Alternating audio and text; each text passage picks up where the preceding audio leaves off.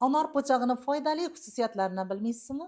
Agar bilmaydigan bo'lsangiz, hozirgi daqiqadan boshlab bilib olasiz. Uyimizda anorlarni yegandan keyin po'chog'ini tashlab yuborishga aslo shoshilmang. Olib qo'ying, quritib, tolqon qilib, chiroyli idishga solib qo'ying.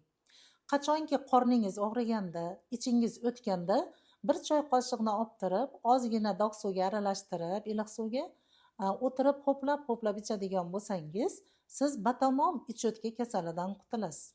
Albatta, bu yosh bolalar nazarda tutilmagan.